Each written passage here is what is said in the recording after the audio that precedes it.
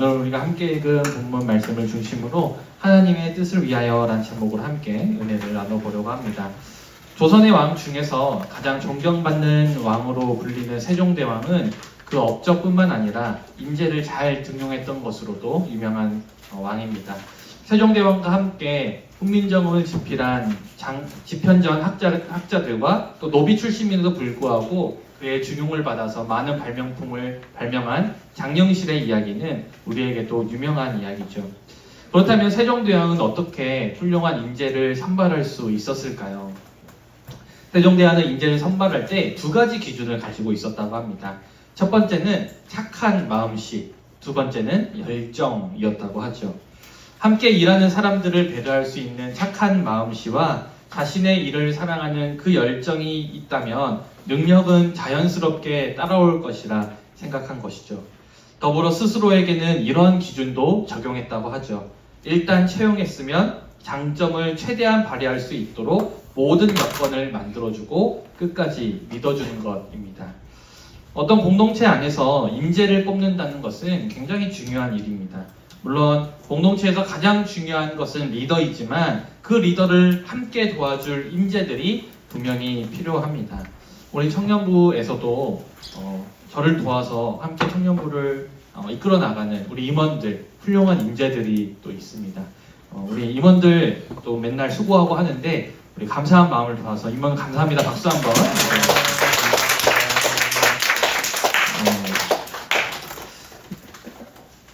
조선에서 이제 대왕의 칭호를 받은 이 세종이라는 왕이 자신만의 기준으로 인재를 등용해서 훌륭한 일을 이뤄낼 것처럼 하나님께서도 마찬가지예요. 하나님께서도 자신이 직접 모든 일을 하실 수 있지만 하나님께서도 인재들을 등용하셔서 그 인재들의 손을 통하여서 자신의 일을 이루어 가시는 것을 우리가 보게 됩니다. 오늘 말씀은요, 이 하나님의 일을 감당할 새로운 사도가 선출되는 이야기를 담고 있는 본문입니다.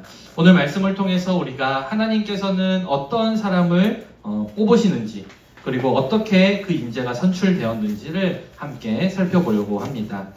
예수님이 하늘로 승천하신 후에 제자들은 모여서 기도에 힘을 썼습니다. 그들이 모여서 기도했던 이유는 예루살렘을 떠나지 말고 성령이 올 때까지 기다리라고 하셨던 그 예수님의 말씀에 순종하기 위해서였어요. 그렇게 120명쯤 되는 무리들이 모여서 기도를 하고 있을 때 갑자기 베드로가 일어나서 말하였습니다. 베드로가 사람들에게 했던 말의 이 요지는 가룟 유다가 예수님을 배반한 것은 하나님의 말씀에 따라 이루어진 것이고 따라서 그 대신 한 사람을 택하여서 그로 하여금 복음을 증거하게 하는 그 사도의 직무를 맡겨야 한다라는 이야기였어요. 베드로는 성령께서 다윗의 입을 통하여 미리 말씀하셨던 예수 잡는 길잡이가 된 유다에 대한 말씀이 실제로 이루어졌다라고 말합니다. 다만 그 자리에 모여있던 120명의 사람들 중에서는 이 유다, 가룟 유다에 대해서 잘 알지 못했던 사람들도 있었어요. 그래서 베드로는 가룟 유다가 어떤 사람이었는지에 대해서 약간의 부가적인 설명을 덧붙이죠. 베드로는 가룟 유다가 원래 사도 중에 한 사람이었으나 예수님을 배반했으며 이후에는 비참하게 죽어서 배가 터져 창자가 다 흘러나왔다라고 설명을 합니다. 그러면서 이 일은 시편에 기록되었기 때문에 그렇게 될 수밖에 없었다라고 말하고 있어요. 여기서 베드로는 유다에 대한 심판과 저주 그리고 새로운 사람을 뽑아야 된다는 이야기를 하기 위해서 성경의 말씀을 인용합니다. 먼저 유다에 대한 심판과 저주를 설명하기 위해서는 시편 69편 25절을 인용하였고 또 가룟 유다가 포기했던 그 사도의 직분을 다른 사람이 맡아야 된다는 것을 설명하기 위해서는 시편 109편 8절 말씀을 인용하고 있어요. 베드로는 이 두 성경 구절을 통하여서 가룟 유다의 배신은 하나님의 뜻에 따라서 반드시 일어날 일이었으며 이제 말씀에 따라 하나님의 사역을 감당해야 될 새로운 사도를 선출해야 한다라고 말하였습니다. 여러분 오늘 베드로는요 사람들에게 가룟 유다 대신 새로운 사도를 선출하자라고 제안하고 있어요. 그런데 오늘 베드로가 그렇게 제안을 하고 있는 이유는 자신의 일을 편하게 하기 위함이 아니라 바로 하나님의 뜻을 이루기 위함이었고, 베드로는 사람들에게 새로운 사도를 뽑아야 한다라고 이야기를 하면서 자신의 지위나 자신의 경험이나 자신의 능력으로 그 주장을 하지 않았습니다. 오직 하나님의 말씀으로만 그 근거로 사람들에게 새로운 사도를 뽑자고 제안하고 있어요. 사랑하는 여러분, 대부분의 세상 사람들은요, 자신의 뜻대로 많은 일들을 하려고 합니다. 그리고 자신의 뜻을 실현시키기 위해서 자신의 경험, 자신의 전문성, 자신의 경력을 앞세워서 사람들을 설득하려 하고 자기 주장을 관철시키려 합니다. 심지어 교회 안에서도 그런 분들이 계세요. 자신의 뜻을 관철시키기 위해서 자신이 얼마나 오랫동안 신앙생활을 해왔는지, 내가 이 교회를 몇 년 다녔는지, 내가 얼마나 열심히 봉사하는지를 근거로 다른 사람들을 판단하고, 다른 사람들을 비판하고, 다른 사람들을 설득하려는 사람들이 있습니다. 그러나 오늘 베드로는요, 그렇지 않았어요. 그는 예수님의 수사도, 다시 말해서 첫 번째 사도로서 권위가 있었습니다. 그는 예수님을 가장 가까이 3년 동안 모셨기 때문에 경험도 풍부했어요.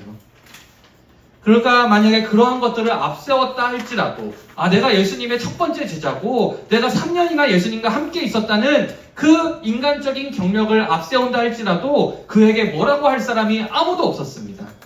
하지만 베드로는요, 자신의 뜻을 이루기 위해 자신의 권위를 앞세운 사람이 아니었어요.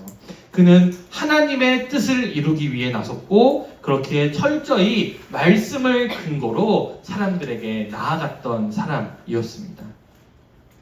베드로는 유다 대신에 한 사람을 선출하여서 그로 하여금 사도의 직무를 수행하자 할 것을 제안합니다. 그렇다고 그가 아무나 뽑자라고 얘기했던 것은 아니었어요. 베드로는 요한의 세례로부터 우리 가운데 올려져 가신 날까지 주 예수께서 우리 가운데 출입하실 때 항상 우리와 함께 다니던 사람 중에서 하나를 세우자라고 말합니다. 여기서 베드로가 강조하고 있는 것은 예수님이 살아계실 때 제자들과 함께 활동했던 사람이죠. 왜냐하면 그래야만 예수님의 가르침과 행하심에 대한 증인이 될 수 있기 때문이고, 기존의 다른 제자들과 잘 협력하여서 맡은 직무를 수행할 수 있었기 때문입니다.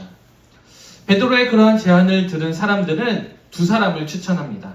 한 사람은 바사바라고도 하고 별명은 유스도라고 하는 요셉이라는 사람이었고, 다른 한 사람은 마띠아라는 사람이었습니다. 이 두 사람은 베드로가 앞서 이야기했던 조건에 충족하는 사람이었죠. 그리고 예수님의 제자들과 똑같이 함께 예수님을 쫓아다녔던, 예수님과 함께 했던 사람들이라는 점에서 이 두 사람 중에 누가 선출되더라도 그들은 사도의 직무를 잘 감당할 수 있는, 다시 말해서 자격이 있는 그러한 사람이었습니다. 그렇다면 이 두 자격 있는 사람 중에 누구를 어떻게 선출해야 합니까? 제자들은요, 이 두 사람을 두고 하나님께 기도했습니다. 그 기도의 내용은 뭐냐면, 이 두 사람 중에서 주께서 택하신 자가 누구인지를 보여달라라는 것이죠. 여러분, 여기서도 이 모여있는 사람들이 무엇을 우선시했는지 알 수가 있어요. 나의 인간적인 친분, 내가 좀 마띠아랑 더 친한데, 내가 요셉이랑 더 친한데, 인간적인 친분이 아니라 정말로 이 두 사람 중에 누가 주님께서 택하신 자인지, 다시 말해서 하나님의 뜻이 어디에 있는지 그것을 구하기 위해서 그들은 간절히 기도했습니다. 그리고는 이 두 사람 중에 한 사람을 뽑기 위해 제비를 뽑아서 결정하게 되었어요. 어쩌면 이 하나님의 일을 감당할 사도를 뽑는 이러한 일에 제비를 뽑는다는 것이 가벼워 보일 수 있고 장난스러워 보일 수도 있어요. 하지만 제비를 뽑는다는 일은요, 당시 고대 사회에서 중요한 일을 결정할 때 주로 사용하던 방법이었습니다. 특히 이스라엘 백성들의 경우 제비를 뽑는다는 것은 중요한 일에 있어서 하나님의 간섭하심과 하나님의 인도를 받기 위한 하나의 방법으로 사용되었던 그러한 방법이었어요. 그래서 잠언 16장 33절 말씀을 보면 솔로몬은 이렇게 얘기합니다. 제비는 사람이 뽑으나 모든 일을 작정하기는 여호와께 있느니라. 자, 그렇다면 이 이스라엘 사람들은 어떤 방식으로 제비를 뽑았을까요? 우리는 보통 어떻게 제비를 뽑죠? 나무젓가락 이렇게 해가지고 때때 표시해 두고 나와서 이제 딱 색깔 걸린 사람이 당첨 이런 거죠. 이스라엘 백성들이 그렇게 뽑지는 않았을 것 같아요. 당시 이스라엘 백성들이 어떻게 뽑았는지 사실 성경에는 나와 있지는 않습니다. 하지만 당시의 고대 그런 문헌들을 살펴보면 어떠한 방식으로 행해졌는지 알 수가 있어요. 제비들을 항아리에 넣고 흔듭니다. 막 흔들어요. 흔들다 보면 항아리에 구멍이 뚫려 있으니까 막 세게 흔들면 어떻게 되겠어요? 하나가 뭐가 탁 튀어나오겠죠. 그렇게 되면 당첨되는 겁니다. 네. 오늘 26절 말씀을 보면요. 한국어 번역, 우리가 읽는 성경은 단순히 제비를 뽑아 마띠아를 얻었다라고 번역하고 있지만 실제 원어 성경을 보면 제비가 마띠아 위에 떨어졌다라고 표현하고 있어요. 이 표현을 통해서도 우리가 아까 고대 문헌을 통해서 봤던 그 항아리를 흔드는 방식으로 제비를 뽑았음을 알 수가 있는 대목이죠. 어쨌든 이러한 추천 방식을 통해서 마띠아가 뽑혔습니다. 그리고 그가 사도의 직무를 대신하게 되었죠. 오늘 말씀을 보고 교회에서 우리가 뭔가 결정할 때 제비를 뽑아서 결정하는 것이 성경적이다라고 주장하는 사람들도 있습니다. 그래서 제가 청년부 활동을 하던 청년 시절에 제가 이제 사역을 하시던 전도사님께서 청년부 회장을 뽑는데 제비를 뽑아서 하신 적이 있어요. 네. 그런 적이 있었습니다. 물론 이 제비를 뽑는다는 것은요, 하나님의 주권을 인정하고 또 하나님의 인도를 받을 수 있는 한 가지 방법이 될 수가 있어요. 하지만 만약 교회 의사결정 과정에서 우리가 제비를 뽑는 방법을 채택한다고 할지라도 주의해야 할 점이 있습니다. 바로 후보자를 선정하는 데 있어서는 엄격한 기준과 심사가 있어야 한다라는 것이죠. 만약에 후보자 선정도 없이 그냥 무턱대고 뽑기에 의존하는 것은 아주 위험한 것이고 다른 한편으로는 미신적인 행위가 될 수도 있어요. 그래서 만약에 우리가 이 방법을 채택한다 할지라도 그 후보자를 선정하는 데 있어서는 아주 엄격한 기준이 적용되어야 되고 또 그 후보자가 선정되었을 때는 누가 뽑혀도 그 일을 하는데 문제가 없을 만큼 기준에 합당한 사람들이 후보가 돼서 제비를 뽑아야 할 것입니다.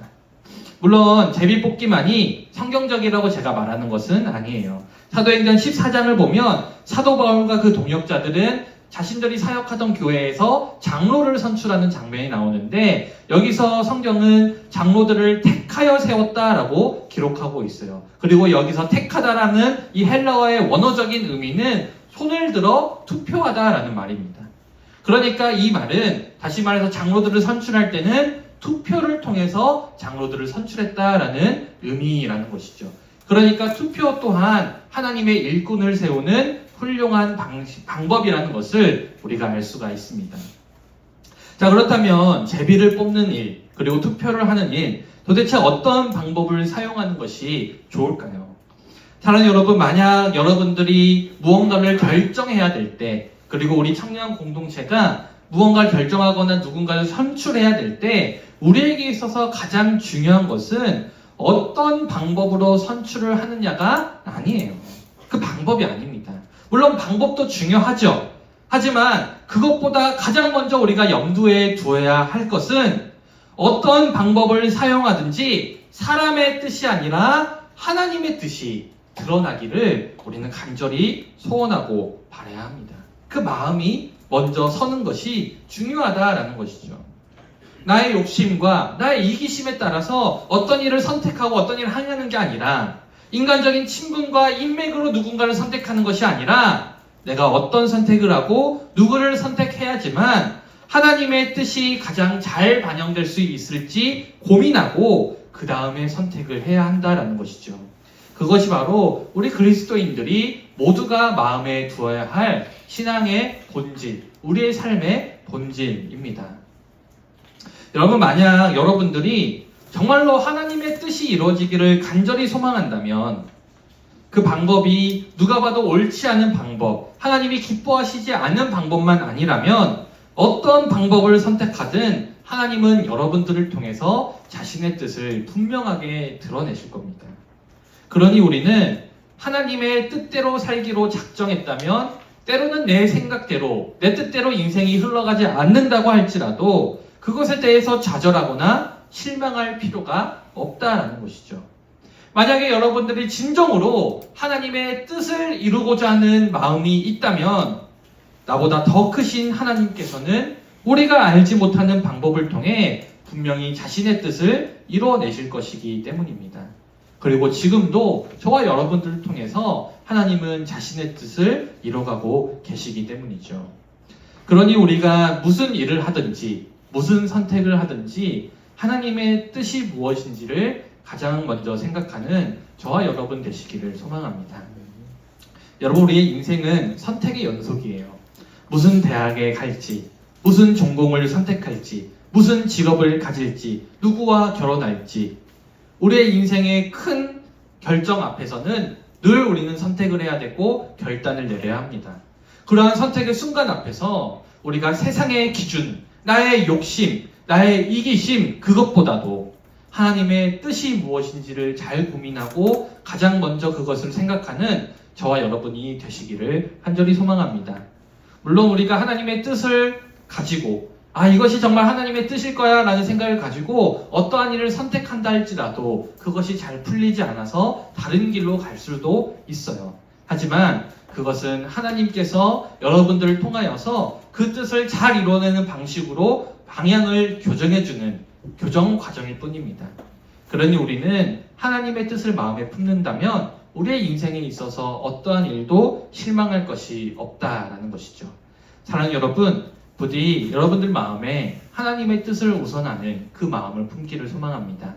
그래야여서 우리가 세상의 기준이 아니라 나의 욕심, 나의 이기심, 나의 인간적인 어떤 자격들이 아니라 오직 하나님의 뜻을 먼저 생각하는 저와 여러분 다 되시기를, 그래야여서 하나님이 기뻐하시는 삶을 살아가는 저와 여러분 다 되시기를 주님의 이름으로 간절히 축원드립니다.